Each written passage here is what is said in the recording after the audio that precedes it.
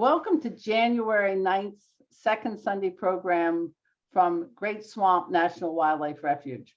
We thank the Friends and Marta Heflin Foundation for supporting our program today.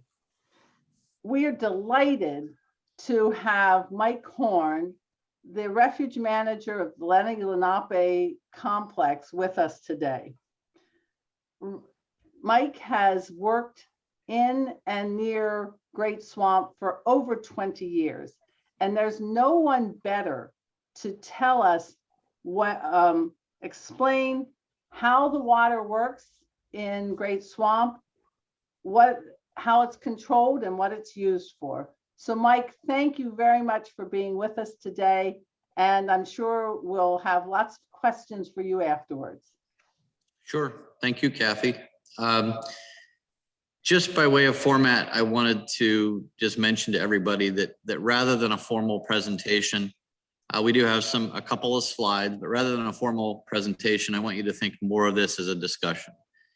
So I'm going to go through a variety of topics, but I'm not adverse to, if you have any questions during the presentation or the slides that we're going to look at, you can ask on the fly, or you can save your questions to the end. If you need a point of clarification that you think we might miss by waiting till the end, please go ahead and ask it. And so with that, I'm going to go ahead and try to share my screen.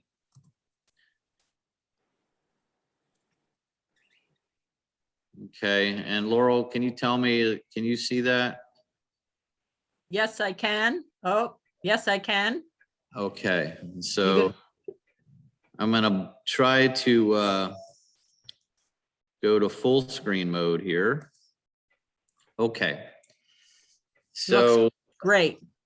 Okay, perfect. So I'm going to approach this a little bit. There's a mix of people on the call, and everybody probably from experts to people who are just new to the swamp. And so there's going to be a lot of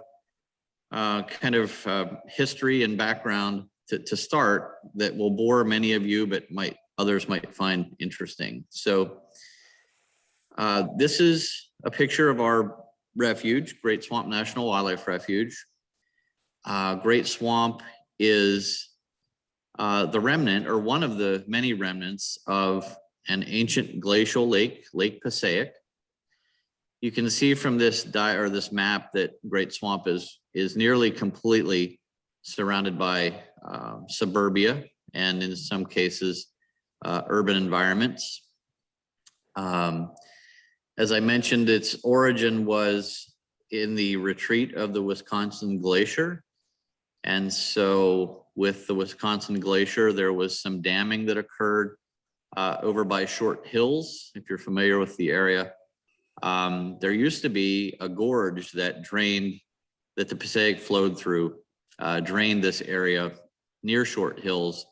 But with the movement of the glacier and the plowing up of a moraine or till into that area, this area was dammed up.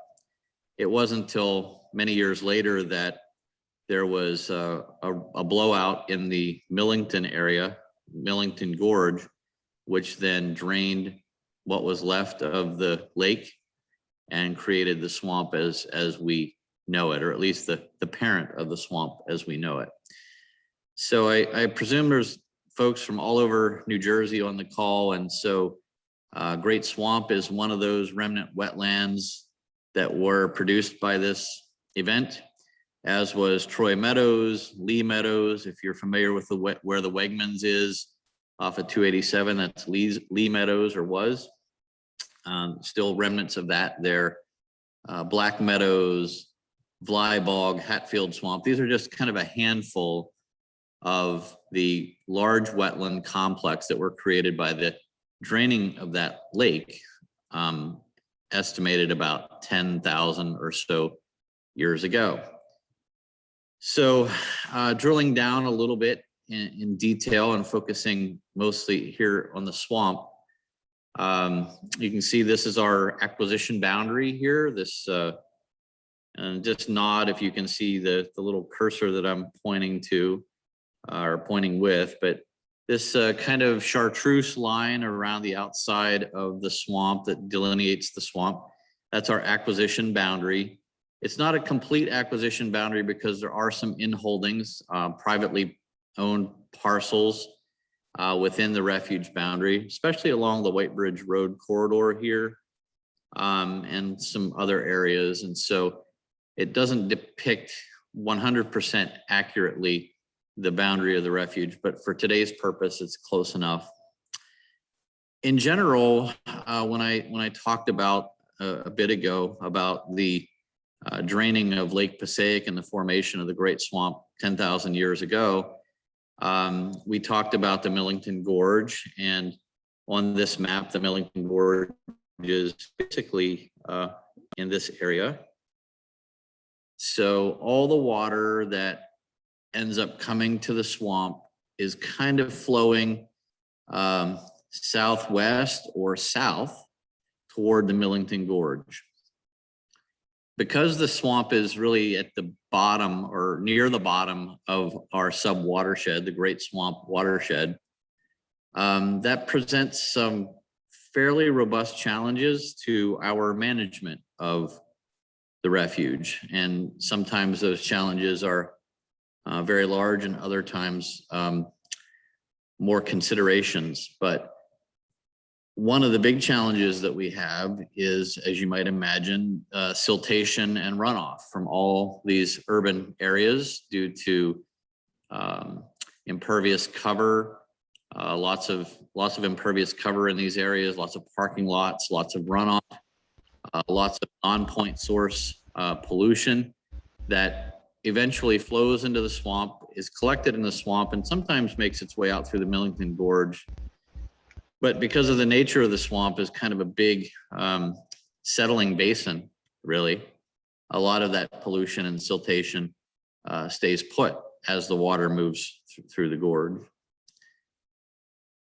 Another challenge that we have here at the swamp is the presence of lots and lots of contaminated sites.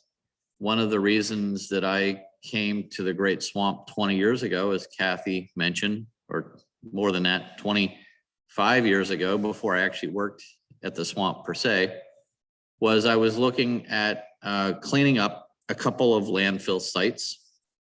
And if we, let me see if I can zoom in here a little bit.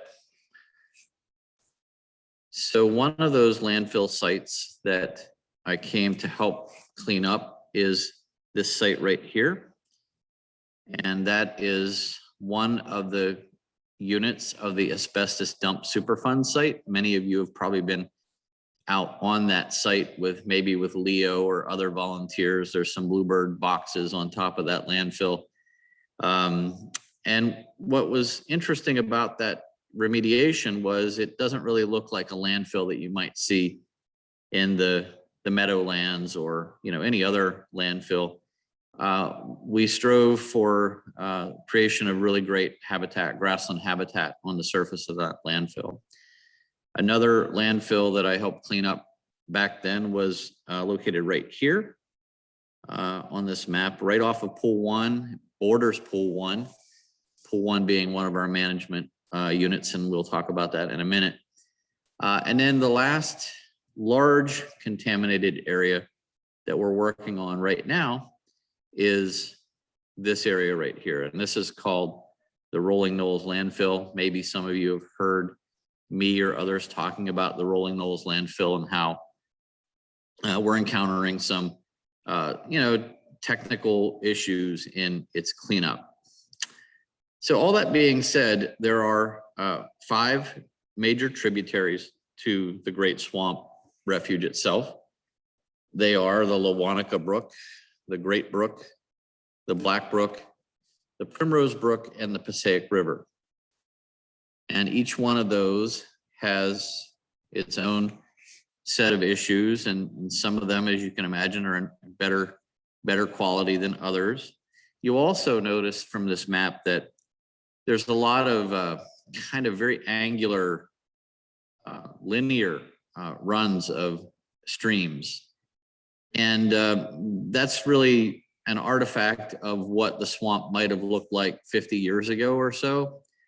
For the most part, those linear streams were dug to help facilitate drainage of the swamp back in the day for agricultural purposes or just access. I think it's interesting to note that the whole wilderness area of the swamp was deforested as little as probably 120 years ago or so. And so there are some really great pictures looking from Myersville toward New Vernon Road that just show this really just big, wide open plain with not a lot of trees and larger vegetation. So anyway, the swamp was drained to allow agriculture and lots of other uses in the past.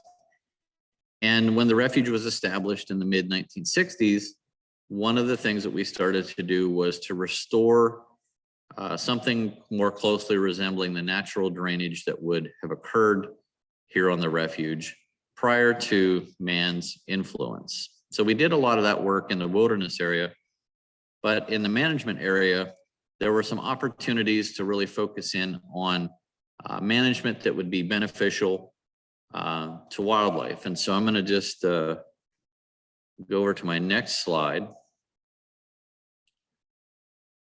And all this is we're zooming in on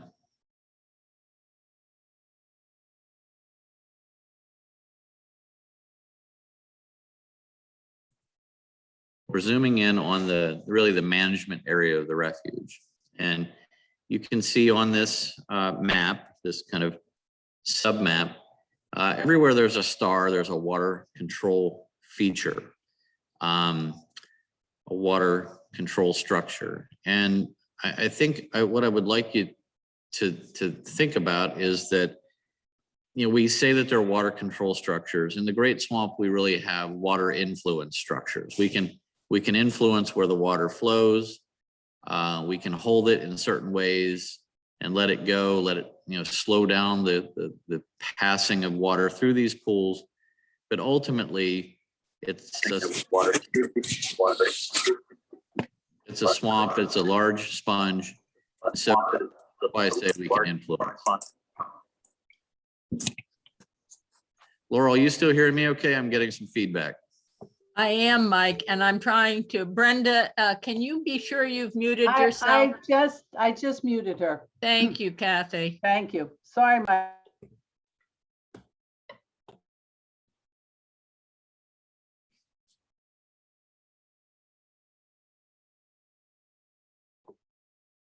Mike, are you still good? I'm still here. It hung up for a little bit, but I'm still here. Good. We hear you again. Thank you. Okay. But it's telling me my internet connection is unstable. So we'll see where this goes. So anyway, this is a zoom in of the management area of the refuge. And you can see here, here's Great Brook, one of the major tributaries of the swamp. Great Brook flows into Pool 1. For those of you who are familiar with Pool 1, that's kind of the area, it's kind of the area closest Long Hill Road. It's the area closest the Friends Blind. It's the area that's overlooked by the Chandler Robbins platform, that was the Friends Blind, the area overlooked by the Garden Club Blind. That's the area that you're looking at when you're in those spots. Now, with reference to Pool 1, many of you will have noticed that this past summer, Pool 1 was dry or drained. And so you started to see in Pool 1 a lot of vegetative growth, a lot of what looked like grasses growing out there, some smartweeds and things like that. So that's really all part of a management strategy on our part. I know it generated some concern on the part of some of our visitors and on the part of some of the people who travel through the swamp on Long Hill Road. But that was all on purpose. And so what we did was at this water control structure, we had the ability to pull boards to lower the water level in Pool 1. And there's another smaller water control structure here, but really the the big influence is coming from right here. And so, Mike, yeah, do you maybe yeah. just say what a water control structure actually is? So a water control structure is essentially a culvert that has a riser on it, and you can drop boards into the riser to back water up. It's essentially an on-stream damming feature to back water up or to let water go. And so that's what we did this summer. We let water go and we held pool 1 as dry as we could. And again, when I say that we have, water control structures, we can only influence what nature is giving us. So we had a good summer for this, but let's say we would have had a really wet summer, our impact wouldn't have been as great because it would have been flooded more and more often. This past summer, we actually did really well. And so in the summertime, we drew the water down. We allowed the annual plants to germinate. These are annual and perennial plants to germinate that hadn't germinated there in a little while, because remember, if we hold the water up, the plants aren't going to germinate. If we pull it down, they will. And when they do, we allow them to get a certain size, set seed or produce seed to feed waterfowl and a variety of wildlife. And then we bring the water level back up. So if you're a duck, that's a great thing for you because you have lots of food and you have lots of water now to get access to the food that you want. And so that's essentially the strategy that we employed in pool 1. Of all of our management pools, pool 1 is in the best shape. So, and just pausing on pool 1 a little bit, we do also have the ability to move water, which typically moves down the Great Brook in this way, and from pool 1 to pool 2 into the Great Brook below pool 2, and then eventually the Passaic River. But if we dam it up here enough, we can also send water out this way through the Middle Brook pool and down to pool 3B. Remember that the swamp is really like a big flat floodplain. So we have the ability to move water in a very interesting way here. We can move it somewhat counterclockwise and somewhat clockwise when you look at this map, but we just can't complete the loop. I wish we could. Because that would really give us a lot of management capability that we would like to have. Now, pool 2, for those of you who've been around the swamp a long time, this is the Overlook. And if you'll recall, it wasn't all that long ago where we had a large heron rookery right out here in pool 2. Well, the herons moved on for unknown reasons. They actually moved, there's another rookery over here. Off of the Rubenstein Marsh Dike Road, but the herons largely moved out of this area. Pool 2 has some problems. One of the problems is that the Great Brook kind of draining through pool 2 is what we call an embedded stream. The stream has eroded, the base of the stream has eroded below the level of the surrounding wetlands, and so pool 2 tends to want to dry out, not universally, but that tends to be the case. Also, a problem with pool 2 is it's a very large siltation basin. So when we talked about earlier, one of our challenges, the siltation that's occurring, and the deposition of that silt into the refuge is occurring from the surrounding developed areas. So that, in combination with the stream bed eroding into the wetland, presents us some challenges because pool 2 tends to be our driest pool and is drying out. And so we have some ideas about how to restore some of the hydrology in pool 2 that was there maybe 50 years ago when that pool was initially built. And one of the things that we've used is fire. We've actually conducted 2 prescribed fires in pool 2 to burn off or diminish the amount of heavy vegetation that's in that pool, so that we could create some more open water pockets. So pool 2 is our challenge right now. One of the ways that we could also provide for restoration of pool 2, bringing it back to what it was when it was first established, would be to raise the dike level. So there's a dike that surrounds pool 2. This is depicted here in the by this dotted line. But it's also pool 2 is kind of, there's high ground on the south side of pool 2. And so if we wanted to, we could probably raise the level of this dike by a foot or two and regain a lot of the water holding capacity and habitat management capacity that we once had in pool 2. There's still a lot there, and we continue to work actively through management of pool 2. There's a large water control structure right here, and we are trying to hold water levels high in pool 2, just like for the last few years we held water levels high in pool 1. We're trying to do that to set back the natural succession or encroachment of woody vegetation. Between that and the prescribed fire, we are making gains there, but I think that's an area we're going to have to do some additional focusing in the coming years to try to restore that pool to something that functions a little bit better than what it is right now. And if we follow the Great Brook to the bottom of pool 2, here the water that entered into pool 1 that resulted is now in pool 2, or it could have come in from the Primrose. Here we have options. We have options based on our water control structures here. We can open this water control structure and flood pool 3A or 3B through what's called a feeder ditch that originates right just to the west of the old Overlook, or we can use this water control structure here to dump more or less water directly into the Great Brook. And this, you can see the arrows reflecting the movement of water down the Great Brook to meet the Passaic River. So I guess the other point to all this is water is moving in all different directions at the swamp, depending locally where you're at. But the general trend is east to west and north to south to it meets the Millington Gorge. And then we'll look at pools 3A and 3B. Pools 3A and 3B are in pretty good shape. There's a lot of buttonbush that's encroached on those, which is, it's a fine plant. It's a native plant, but what it tends to do is it tends to crowd in on open water spots. That's not necessarily a bad thing, but one of the things that we do as habitat managers is we try to maintain a diversity of habitat to benefit lots of different species.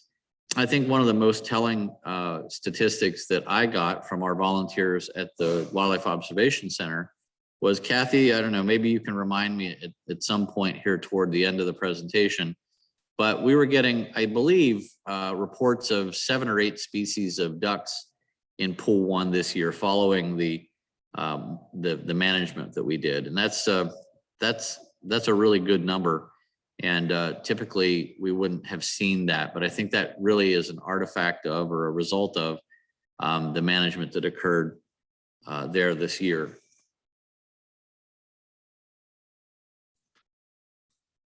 And then, of course, I mentioned before, we can shunt water from pool 1 down into pool 3A and 3B.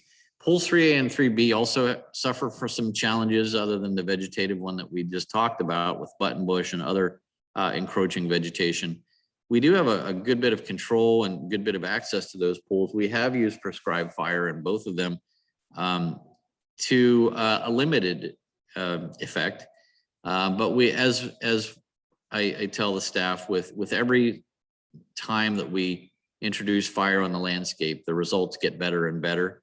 And so we're chipping away at that. And I think pool 3A and 3B are probably areas where fire can benefit us the most. Again, I would say pool 3A and 3B, because of this dike that surrounds them and because of the siltation that's been occurring at the swamp since the time these pools were built back in the 70s, 60s and 70s, you know, through that process, we're always gaining in elevation. You know, there might not be a lot of elevation, but sometimes in a wetland, it doesn't take a lot of elevation to change your vegetative community. And essentially that's some of what we're seeing is that the siltation, the actual wetland levels in these pools is raising. And so we have to do our best to try to manage around that. I suppose you could go in and dredge these out and add some depth. But I think that probably if we wanted to restore these pools back to what they were when they were first built, we could probably do that by, adding height to these dikes that surround them all, really. So that's an option as well. And I guess a little bit about status and trends. How am I doing on time, Laurel? Thumbs down. Am I okay? You are fine. Okay, great. So I guess what I would say is that, in terms of status and trends, I think our wetlands are really healthy, but I think they're all suffering from one degree or another from these natural processes or man-made processes that are a challenge. Invasive species are a challenge to us as well. Pool 1, John Barry can tell you about the challenges we have in Pool 1. Maybe some of the other folks on the call have helped John with the water chestnut control in Pool 1. There always seems to be an invasive species that's lurking to mess with us, no matter what we try to do. But I think we have that fairly well under control at this point. So anyway, I guess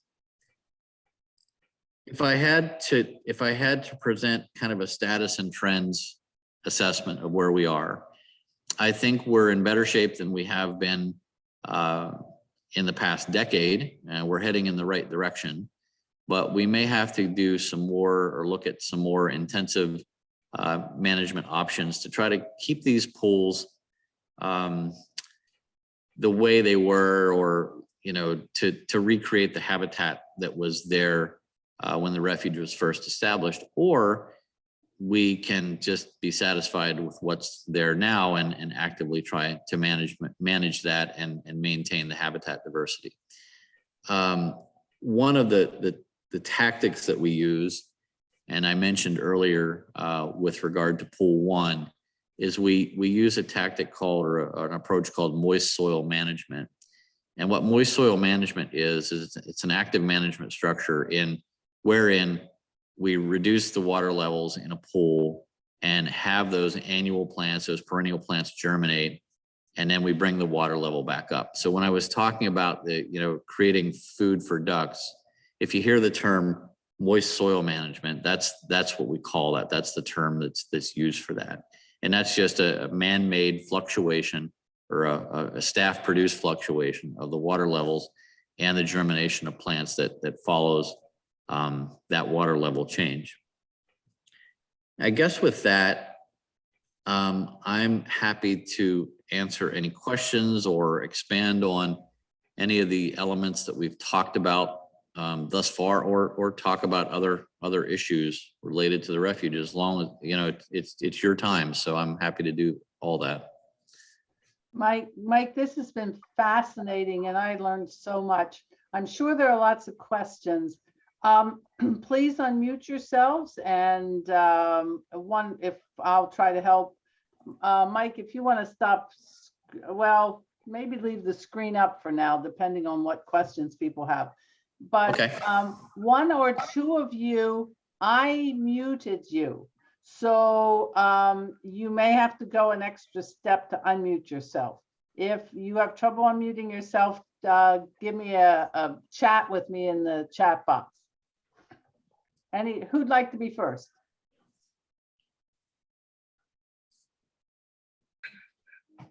I have a question. Go. Okay. Mike, good to see you. Thanks for all of your discussion of this. I think this is something that, a lot of the volunteers and friends talk about, is the water controls, the water impoundments.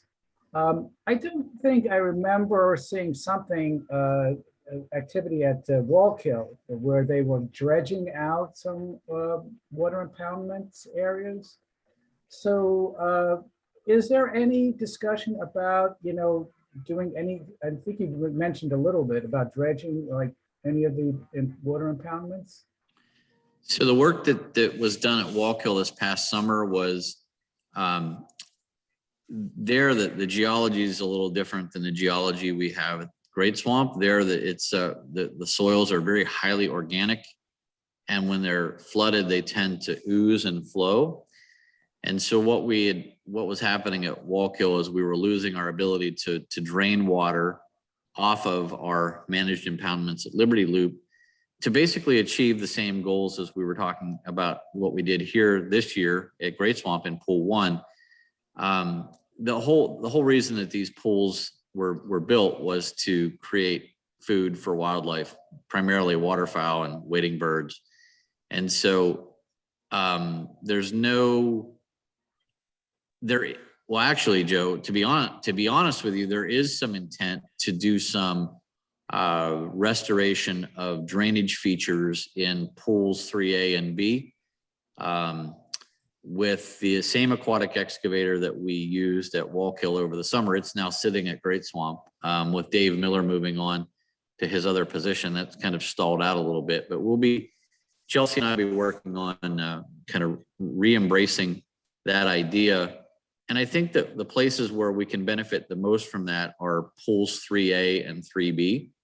Remember that those are areas, these two right here, remember that those are areas that we've used prescribed fire in. And prescribed fire is a really great tool for wetland management. But because over the years, a lot of there's channels out in here in pool 3A and 3B that have plugged up just through natural processes over the years. So one of the things that we want to do is try to restore those, the drainage capacity of those features. And so we may be using that aquatic excavator to clean out some of those ditches. I wouldn't go so far as to say dredging, Joe, but restoring the ability to use those features to our advantage is probably a more fair statement of what we would be doing. But it mirrors what we did at Wallkill every way. It's basically restoring naturally occurring, or in the case of Wallkill, man-made ditches that were part of the old sod farm that was there before it was flooded. So the approaches at Great Swamp and Wallkill are essentially the same, although the geology is a little different.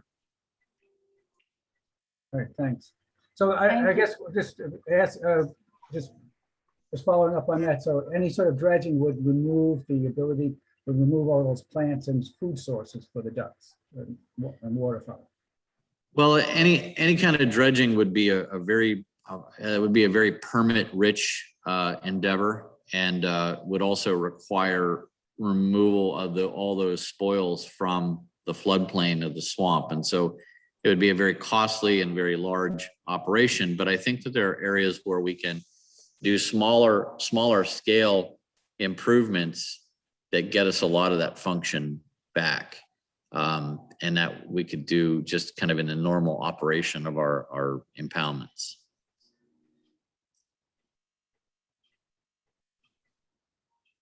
Anyone else? Mike, when you mentioned pool 1 before, yes, at least that many ducks, and I were seen on that pool.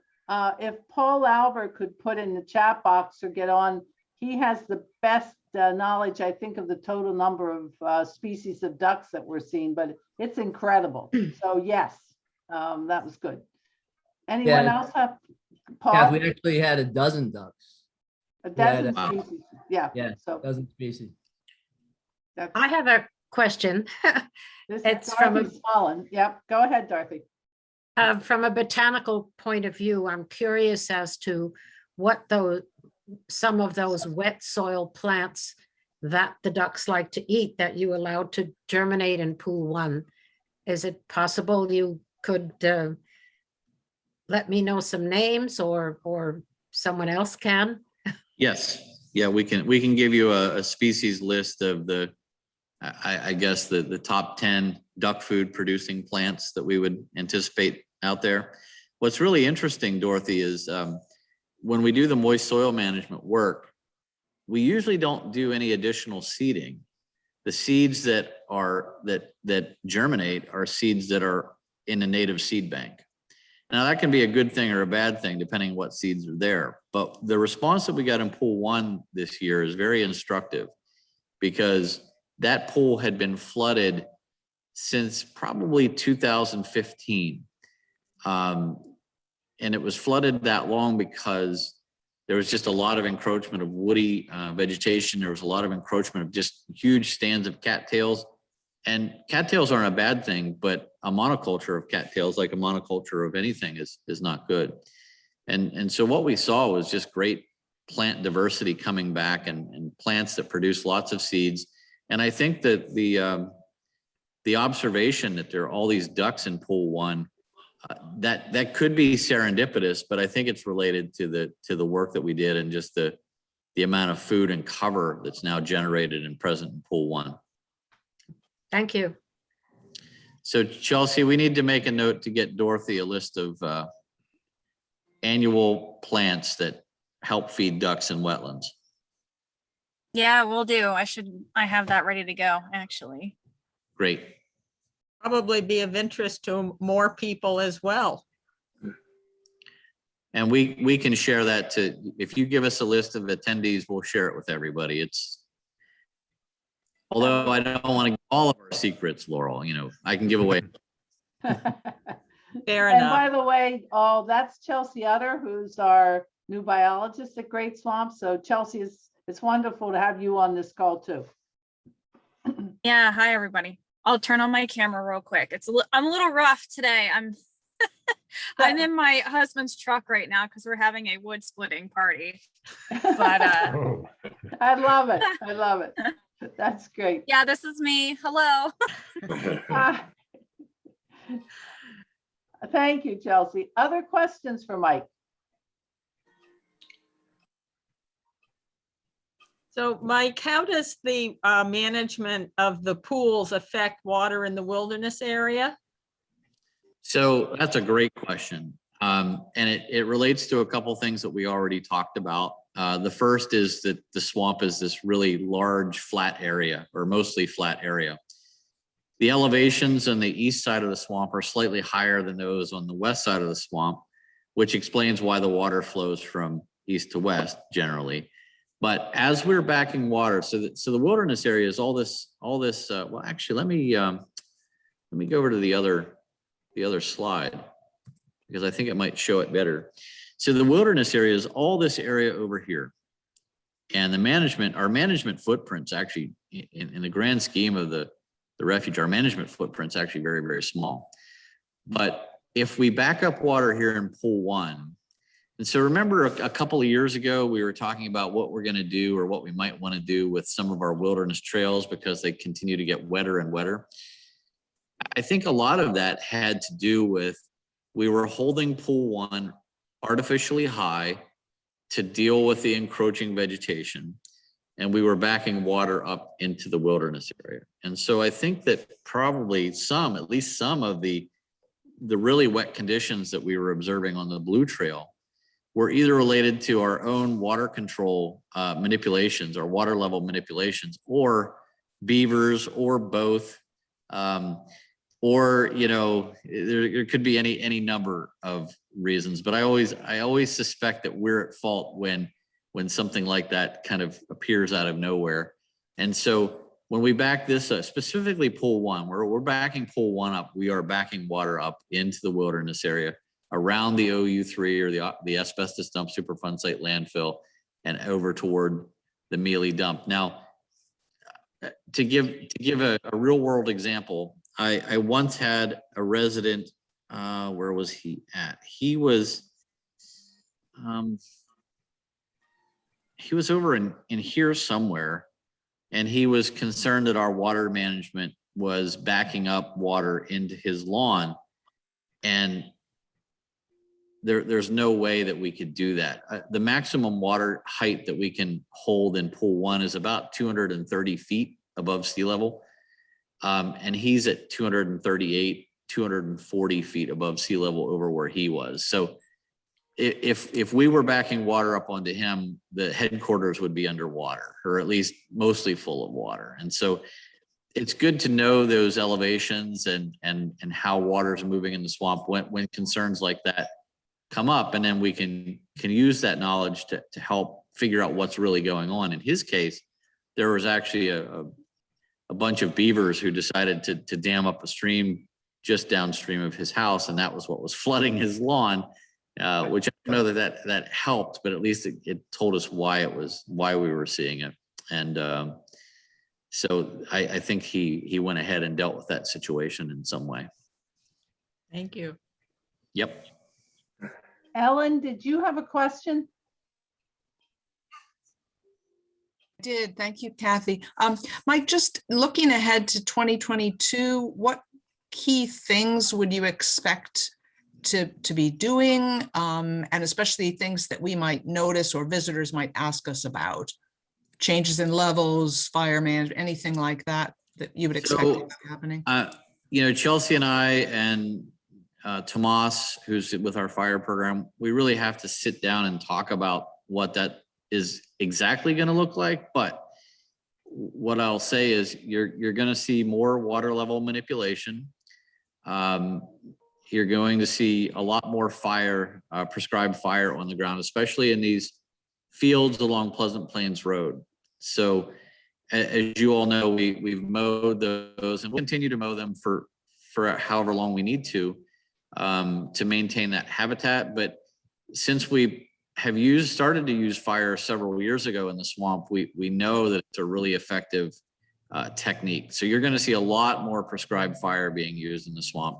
You're going to see a lot more hands-on impoundment management. And I guess the best I can commit to is as we start to do that work, we'll communicate that to the friends group. So, it's really hard to say exactly what we're going to be doing in terms of water level management. That's for Chelsea and I to work out yet, but we'll be making those decisions in the coming month or so. Great, thank you. You bet. This is Robert. Can you hear me? I can. How you doing, Robert? How you doing, Mike? Good. What was the last time that the refuge, especially where the I guess the pools are, had a LiDAR or some sort of topographic survey? It's been a long time. As a matter of fact, we were looking into LiDAR to try to determine, those micro elevation changes in the pools. We don't have that yet, but that's a step that we're looking into several years ago. We just haven't gotten there yet. Yeah, because I found that in my years of working in wetlands that the micro topography in where I've done wetlands restoration and creation, even 6 inches meant a difference in a lot of the habitats and the plants that will germinate. And especially when you're talking about the seed bank, I did a mitigation project of about 3,000 acres in Minnesota, and the area was fallow and dry for over 75 years as farmland. And they ended up, even though we spent $2 million and collected seed, which was a waste because the native seed bank that came back overtook everything. And literally in 1.5 years, it came back. So it's really amazing how long-term those natural seed banks remain viable. And that's a great example that you bring up there, Robert.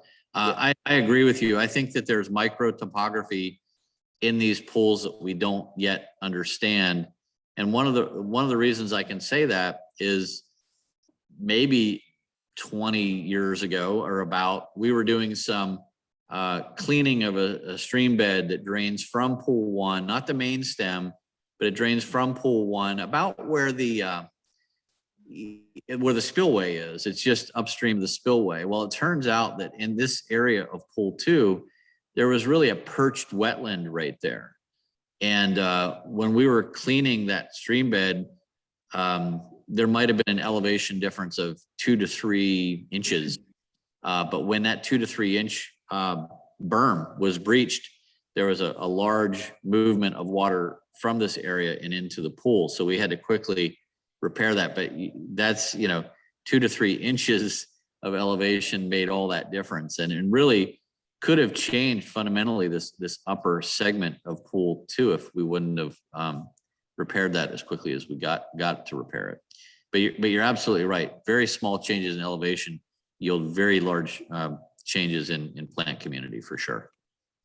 And then just one last question is there any future water study where you can kind of, I'm just gonna, run some sort of hydrology and hydraulic kind of a study for the groundwater interaction with the surface water, if there is, you know, any here that is pertinent to the, you know, your management?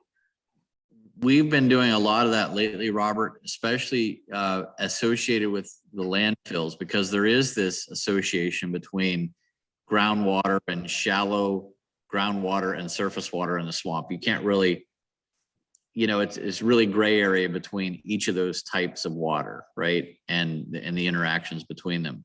And we're seeing some really interesting things at Rolling Knolls landfill and in the wetlands in the wilderness area surrounding the landfill. I'd be happy to share some of that information with you. I think you'd find it interesting. Thank you. You bet. I have one more question. Is that okay? Sure. Or Dorothy, go ahead. I kind of live with a short walking distance of the gorge in Millington.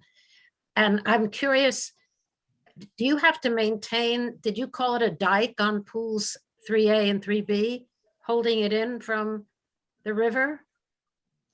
What kind of maintenance is there for that kind of structure? Well, so those dikes were built back in the 70s and they're very low dikes, Dorothy. So you're talking maybe 1 foot to 2 feet above, you know, the pool elevation. But they do hold back a lot of water. But we're always out maintaining, re-graveling. If we see leaks develop, we dig that out, re-clay it. So the good news is the core of all those dikes is clay. So it's not a very leaky material at all.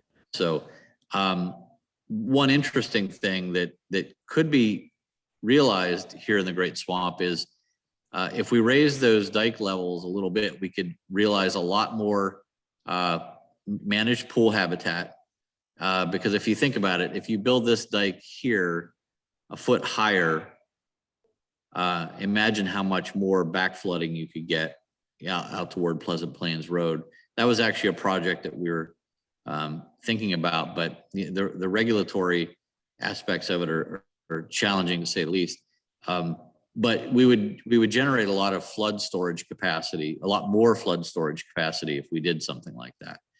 Right now, we have a certain amount, and Robert's LIDAR suggestion could help us calculate what that flood storage capacity would be. But there's some opportunity here, especially in the Passaic, where there's all these flooding issues, that it would be an interesting exercise to go through and look at these impoundments, how much water they hold, how much bigger they could be made to benefit both people and wildlife here. And so we have, over the years, I've made overtures to the Army Corps of Engineers. You know, they're very active in Troy Meadows and other areas, but we could actually potentially do a project here that would benefit wildlife and people in the Passaic River drainage if we could realize something like that.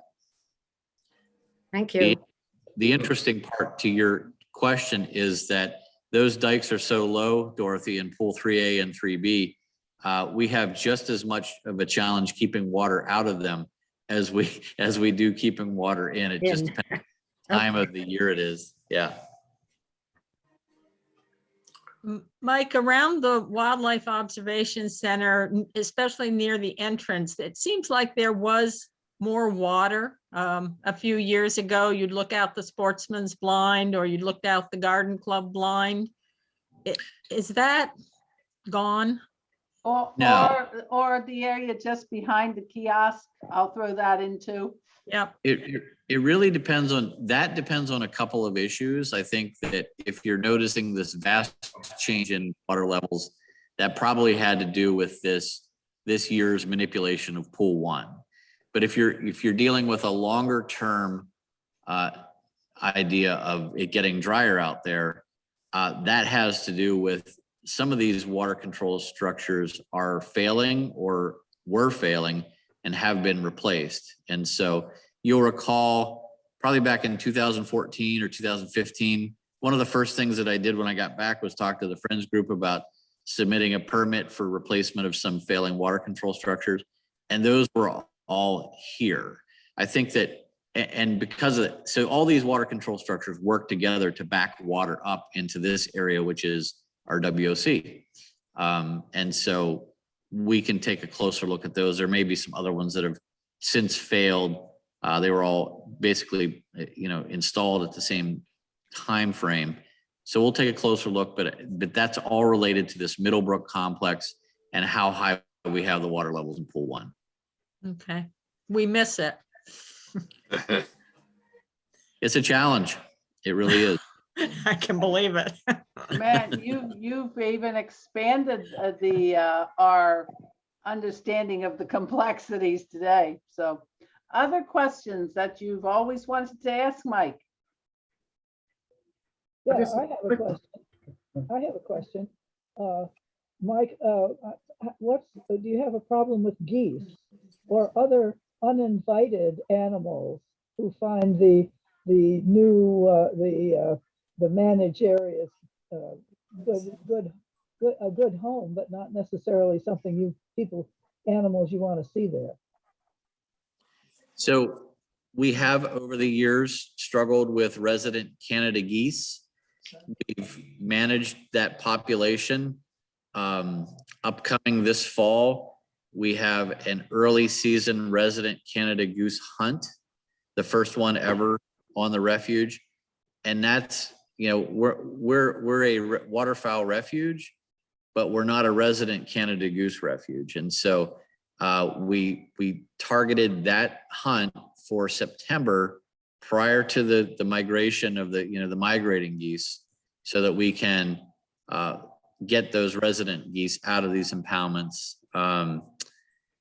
and deal with that issue that way. I mean, they're a problem in terms of restoration projects and eating all of our small plants up and things of that nature too. So there's that. There's the ever-present invasive insect right now, which is the spotted lanternfly. That's a problem, but that's going to be a problem for all of us.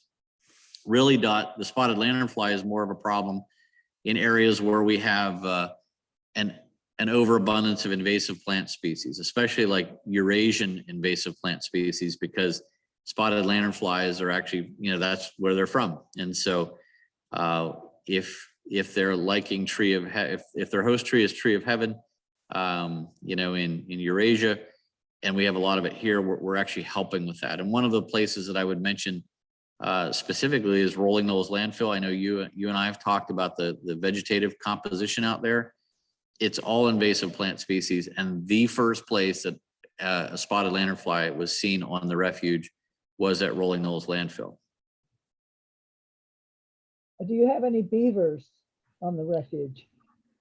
We do, and sometimes they work for us, and sometimes they work against us, and so that's a challenge too.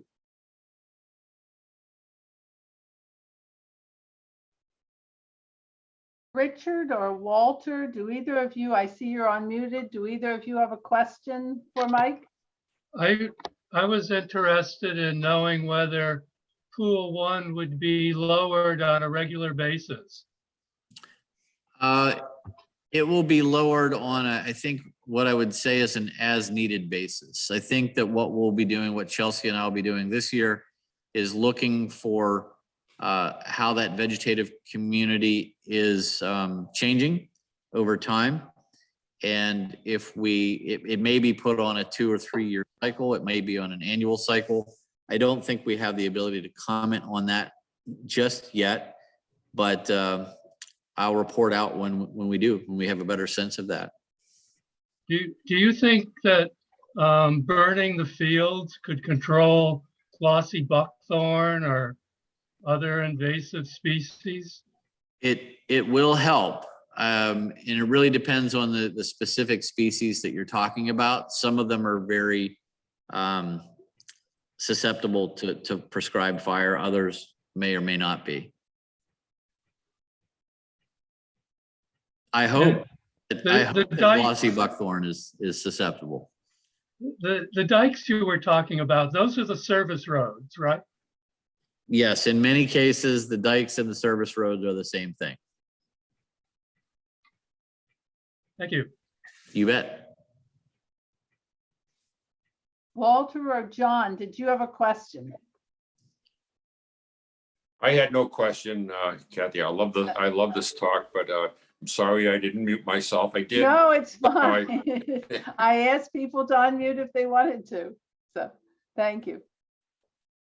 So Mike, Robert again, just wondering about the general trend of, succession, I'll just say, where we're getting more and more woody dominant versus herbaceous type of wetlands. Going forward, how's the U.S. Fish and Wildlife managing for that? So the first part of your question cut out. Do you mind repeating, please? Yes. So in general, obviously we have succession, going through the Great Swamp, and its tendency is more obvious now of the woody vegetation, and of course clethra, as you mentioned, pepperbush, sweet pepperbush. It's we're getting more and more woody, and then obviously I think at some point dredging may be required because the elevation of the I'll just say muck for all simple purposes is accumulating, and we're getting less herbaceous and more woody vegetation throughout. And how is that gonna going forward, are you looking to do with in general the whole swamp, and then where it's visible for the visitors?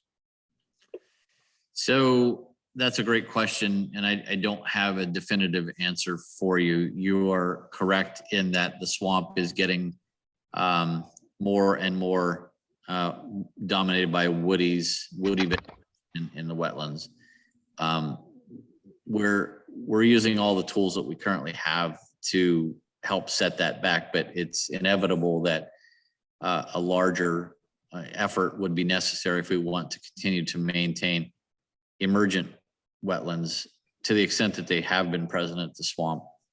I don't have an answer for you. What I do know is that the regulatory aspects of dredging these areas, although that was how these areas were, many of them established back in the 70s, is going to be a very heavy lift. And so I don't know the answer, but I know in general, our job working on the landscape in central New Jersey is to maintain that mosaic of habitats the swamp has had for the last 150 years or so.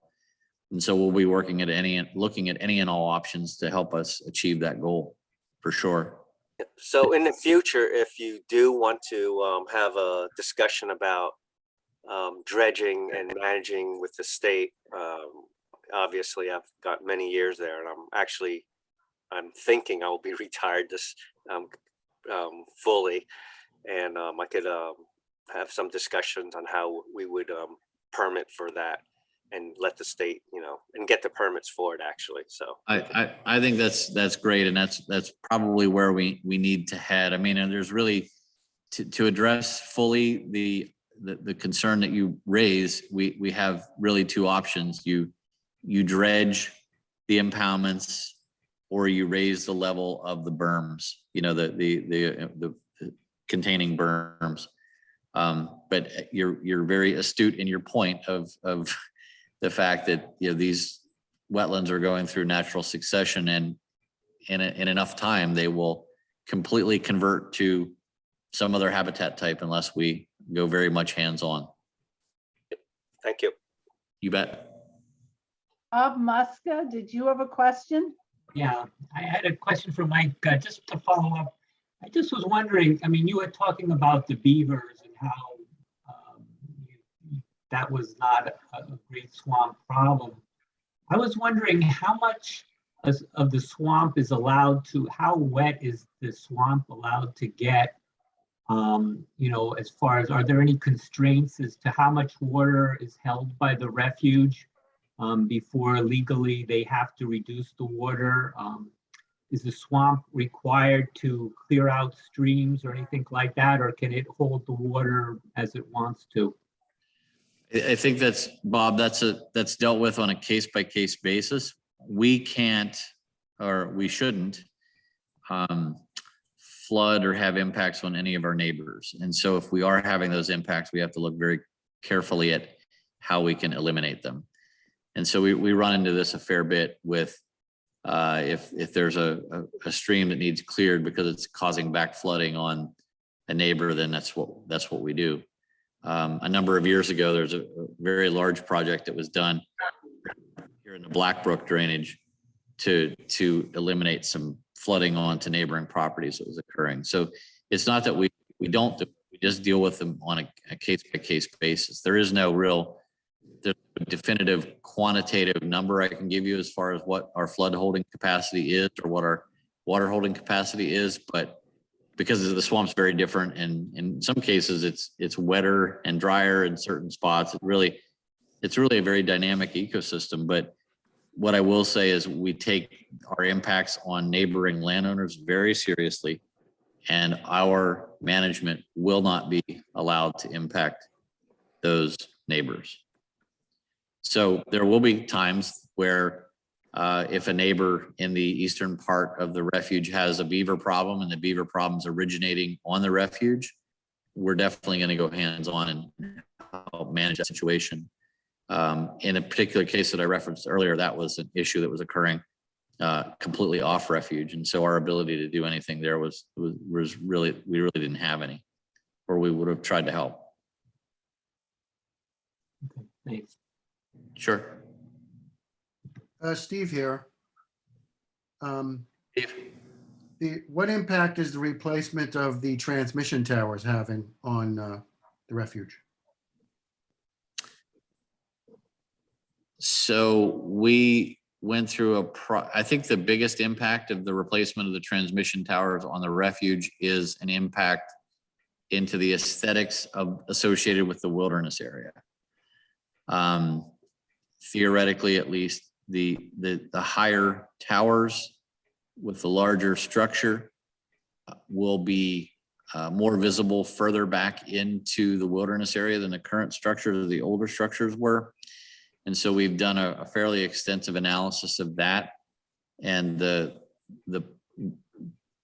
power line company has to mitigate for that. And there'll be some more information upcoming on what that mitigation might look like. Okay, thank you. You bet. Susan, did you have a question? Yes, I have a question. Mike, this is a wonderful discussion.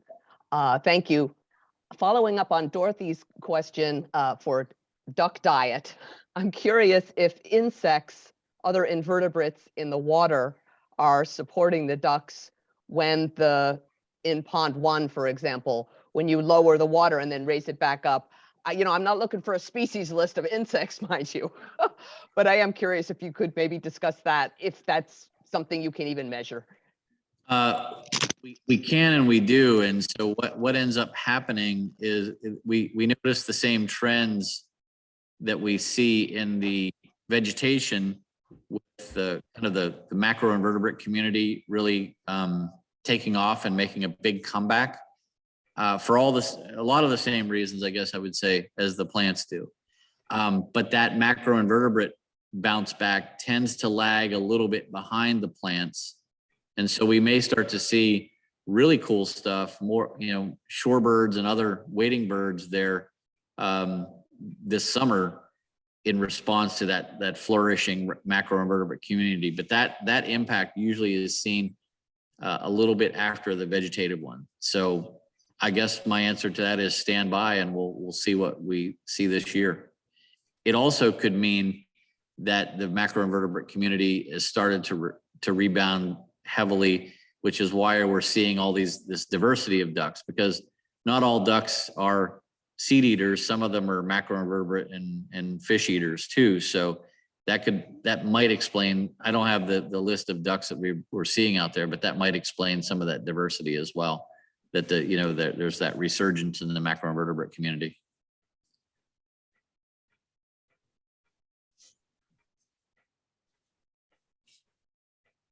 I love the questions that people are asking. And I think we're going to have Chelsea on as one of our second Sunday presenters before too long to answer some more of these questions.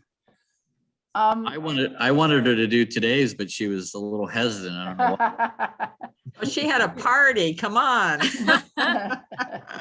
Yeah, I'm working hard over here. Geez. That's good.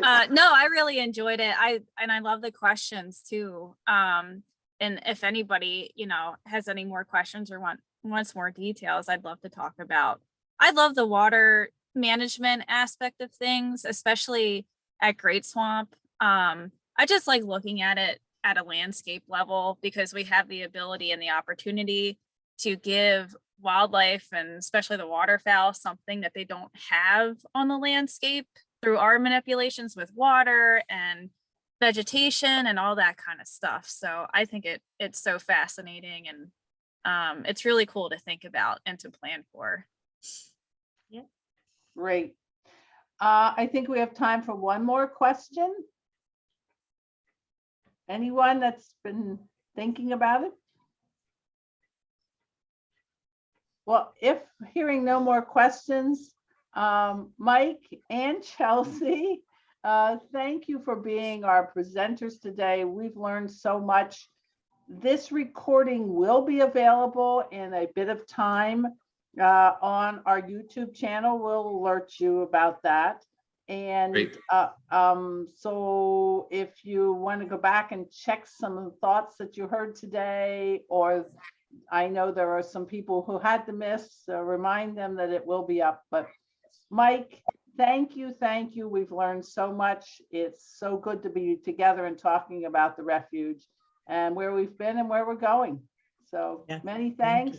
And see you all either Saturday for the spotted lanternfly egg masses, or certainly February 13th for our second Sunday from the Pacific Islands. So long, Thank you. everyone. Bye, everybody.